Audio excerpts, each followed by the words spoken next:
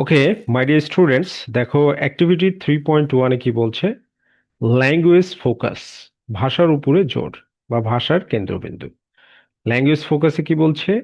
Simple future tense, সাধারণ ভবিষ্যৎকাল। Simple বলতে সাধারণ বা সরল। এই সিম্পল ফিউচার টেন্সকে আবার আমরা ফিউচার ইনডিফিনিট টেন্সও বলে থাকি। ফিউচার ইনডিফিনিট, ইনডিফিনিট টেন্স এটাও বলে থাকি। ঠিক আছে। সো ইনডিফিনিট, ইনডিফিনিট মানে হচ্ছে অনির্দিষ্ট। ঠিক আছে, মানে বর্তমানে অনির্দিষ্ট যে মানে ঘটনা ঘটে বা ভবিষ্যতে যে অনির্দিষ্ট ঘটনা ঘটবে, এই জন্য এটাকে সিম্পল বলা হয়। ঠিক আছে। তো সিম্পল ফিউচার টেন্স সম্পর্কে অ্যাক্টিভিটি 3.1 তোমরা জানবে, মানে টেন্স সম্পর্কে জানবে। টেন্স মানে কি? কাল। আমরা সময়ের যে আমাদের যে কালটা আছে, অতীত, বর্তমান, ভবিষ্যৎ। অতীত মানে কি? ফাস্ট। ফাস্ট মানে অতীত। প্রেজেন্ট, প্রেজেন্ট মানে হচ্ছে বর্তমান। আর ভবিষ্যৎ হচ্ছে কি? ফিউচার। ওকে, ফিউচার। ফাস্ট মানে কি? অতীত। সো যখন বলবে ফাস্ট টেন্স তখন অতীতকাল। প্রেজেন্ট, প্রেজেন্ট মানে কি? বর্তমান। তাহলে প্রেজেন্ট টেন্স মানে বর্তমানকাল। ফিউচার, ফিউচার মানে ভবিষ্যৎ। সো ফিউচার মানে, ফিউচার টেন্স মানে ভবিষ্যৎকাল। সো ফিউচার ইনডিফিনিট বা ফিউচার সিম্পল সম্পর্কে তোমরা অ্যাক্টিভিটি 3.1 জানতে পারবে। খুবই মনোযোগ সহকারে দেখো, চমৎকার ভাবে এখানে তোমাদের মেইন টেক্সটটাতে এক্সপ্লেইন করে দেওয়া আছে। ঠিক আছে। সমস্যা হচ্ছে যে তোমরা এগুলো ভালোভাবে পড়ো না, যার কারণে কি হয়, মানে ছোটবেলা থেকে বেসমেন্টটা গড়ে ওঠে না। আর যার ফলে আমরা এইভাবে ফ্রেজ ওয়াইজ ট্রান্সলেশন করে আমাদের নোটবুক নিয়ে এসেছি, বাজারে প্রচলিত বই থেকে সম্পূর্ণ ডিফারেন্ট। ঠিক আছে। তো দেখো কি বলছে এখানে। In the dialogue, in the dialogue কথোপকথনে। ইন দ্য ডায়ালগ মানে কথোপকথনে বা সংলাপে। ঠিক আছে। সাদিয়া ইউজড, সাদিয়া ব্যবহার করেছে দ্য ফলোয়িং সেন্টেন্সেস, নিচের বাক্যগুলো। দ্য ফলোয়িং সেন্টেন্সেস মিন্স নিচের বাক্যগুলো। তো প্রথমে সাদিয়া কি বলছে? I will assist the teachers, আমি শিক্ষকদের সহায়তা করব। আই উইল, এই যে আই উইল, আইল, আইল মানে আই উইল। এই যে আই অ্যাপোস্ট্রফি ডাবল এল, এটা হচ্ছে আই উইল এর সংক্ষিপ্ত রূপ। এটা কি? এটা হলো আই উইল। আই উইল এটার সংক্ষিপ্ত রূপ হচ্ছে আইল। সো আইল অ্যাসিস্ট দ্য টিচার্স, আমি শিক্ষকদের সহায়তা করব। টু মেক আওয়ার স্কুল, আমাদের স্কুলকে তৈরি করতে। আ বেটার প্লেস, একটি উন্নত স্থান বা উন্নত স্থান হিসাবে। তাহলে ভবিষ্যতে কি করবে, তাই না?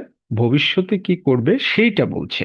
তাহলে ভবিষ্যতে যেটা করা হবে সেইটা বর্ণনা করতে বা সেটা বলার জন্যই মূলত ফিউচার সিম্পল টেন্সের ব্যবহার করা হয়। ফিউচার সিম্পল টেন্স আর ফিউচার ইনডিফিনিট টেন্স এর ব্যবহারটা হচ্ছে ভবিষ্যতে কি কি কাজ করা হবে সেইটার মানে বর্ণনা দেওয়ার জন্য। ঠিক আছে। তো তারপরের সেন্টেন্সে সে কি বলছে? আইল অলসো ট্রাই, আমি আরো চেষ্টা করব। আইল অলসো ট্রাই, আমি আরো চেষ্টা করব। To keep the school clean, school পরিষ্কার রাখতে। তো এখানে ব্যাখ্যা দিয়ে দেওয়া হয়েছে। আহ, যে দেখো হিয়ার, এই যে তোমাদের মেইন টেক্সটে হিয়ার আইল, আই উইল, আইল বলতে আই উইল, আই উইলের সংক্ষিপ্ত রূপ হচ্ছে আইল। ঠিক আছে। তো এবার পরে ব্যাখ্যা দেওয়া হয়েছে কি? বাই ইউজিং দি এক্সপ্রেশনস, এই অভিব্যক্তিগুলো ব্যবহারের মাধ্যমে। বাই ইউজিং, ব্যবহারের মাধ্যমে। দি এক্সপ্রেশনস, অভিব্যক্তিগুলি। তাহলে কি? উইল অ্যাসিস্ট, সাহায্য করবে। উইল ট্রাই, চেষ্টা করবে। সাদিয়া মিন্স, সাদিয়া বুঝিয়েছে। সাদিয়া কি বুঝিয়েছে? টু ডু সাম অ্যাকশনস, কিছু কাজ করা। টু ডু সাম অ্যাকশনস, কিছু কাজ করা। ইন ফিউচার, ভবিষ্যতে। কখন কাজগুলো করবে? ইন ফিউচার, ভবিষ্যতে।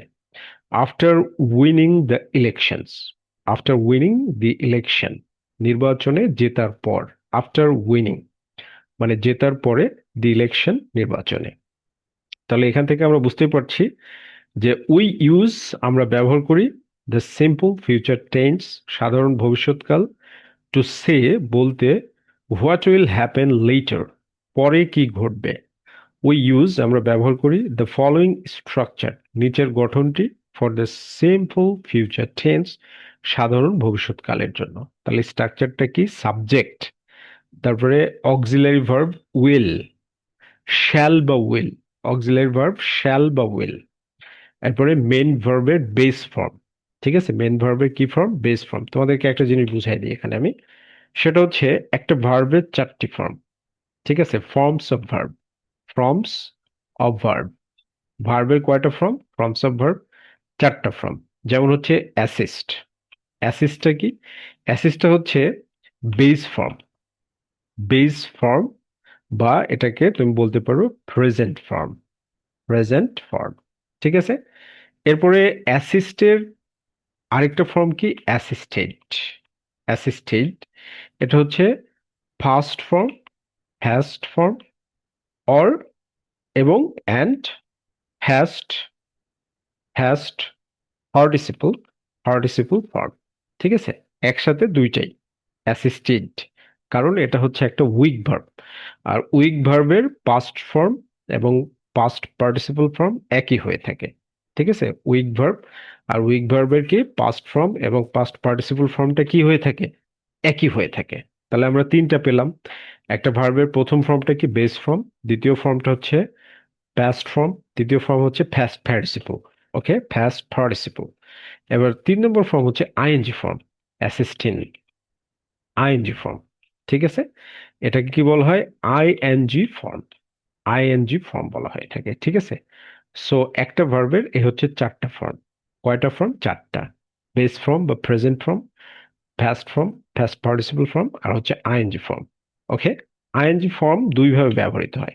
আইএনজি ফর্ম দুইভাবে ব্যবহৃত হয়, এক হচ্ছে জেরান্ড হিসেবে ব্যবহৃত হতে পারে, আবার and, and present participle, present participle, এই দুই ফরম্যাটে ব্যবহার হতে পারে, রাইট? আইএনজি ফরম্যাটটা। However, coming to the point, আমি তোমাদের কনসেপশন দেওয়ার জন্য শুধু ব্যবহার করলাম এটা।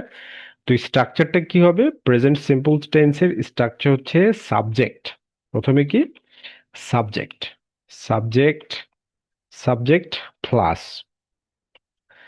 ভার্বের base form, base form, sorry, not base form, shall or will, shall or will, plus shall উইলের যে কোনো একটা, আর তারপরে কি? Base form, base form of verb, ভার্বের বেস ফর্ম, আর তারপরে হচ্ছে extension, rest of the sentence, rest of the সেন্টেন্সকে আমরা এক্সটেনশন বলে থাকি, বাকি অংশ।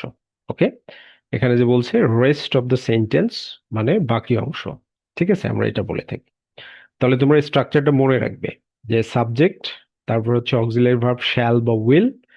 স্ট্রাকচার হচ্ছে প্রথমে সাবজেক্ট, তারপরে অক্সিলারি ভার্ব শ্যাল বা উইল, তারপরে base form of verb, main ভার্বের বেস ফর্ম, এবং বাকিটা হচ্ছে এক্সটেনশন অথবা rest of the sentence. Okay, তো এখানে দেখো বেশ কিছু বাক্য দেওয়া আছে একই স্ট্রাকচারে ব্যবহার করা হয়েছে। মোর এক্সাম্পলস, আরো উদাহরণ দিছে কি? এ নম্বরে, আই উইল ভিজিট, আমি পরিদর্শন করব। আই দেখো সাবজেক্ট, উইল নিয়ম অনুযায়ী অক্সিলারি ভার্ব, এরপরে কি? ভিজিট, মেন ভার্বের বেস ফর্ম। একটা ভার্বের কয়টা ফর্ম? চারটা ফর্ম। তো এটা মেন ভার্বের বেস ফর্ম ব্যবহার করা হয়েছে। তার মানে আই উইল ভিজিট, আমি পরিদর্শন করব বা আমি যাব, মাই আঙ্কেলস হাউস, আমার চাচার বাড়িতে, মাই আঙ্কেলস হাউস, আমার চাচার বাড়িতে, নেক্সট উইকেন্ড, পরের সপ্তাহে, মানে পরের সপ্তাহে যে সাপ্তাহিক ছুটি পাবে তখন। তার মানে ভবিষ্যতে তুমি কি করবে সেগুলো বর্ণনা করার জন্য ফিউচার সিম্পল টেন্স বা ফিউচার ইনডিফিনিট টেন্সের ব্যবহার করতে হয়। এবার বি নম্বর কি বলছে? হি উইল ফিনিশ, সে শেষ করবে। হি subject, will auxiliary verb, finish base form of verb, his homework, তার বাড়ির কাজ, বাই টুমোরো, আগামীকালের মধ্যে, বাই টুমোরো, আগামীকালের মধ্যে। ঠিক আছে, বা আগামীকাল নাগাদ। এরপরে সি নাম্বার কি বলছে?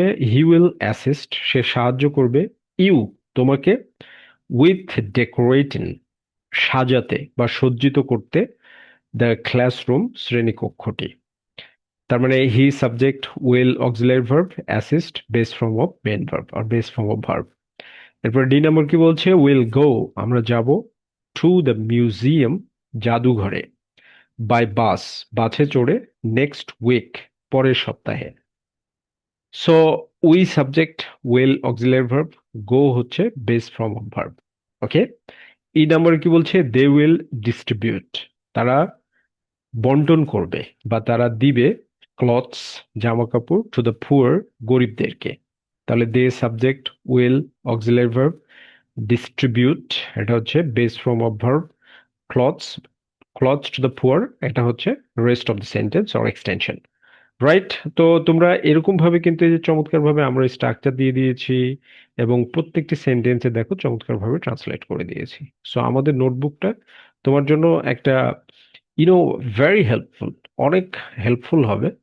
এই জন্য কালেক্ট করার জন্য 01717918842 এই নাম্বারে যোগাযোগ করতে হবে, অথবা এই নাম্বারে হোয়াটসঅ্যাপের মাধ্যমে যোগাযোগ করে নোটবুক কালেক্ট করা যাবে। One thing more, this is a premium notebook, তোমাকে কিনে দিতে হবে, রাইট? ফ্রিতে পাওয়া যাবে না।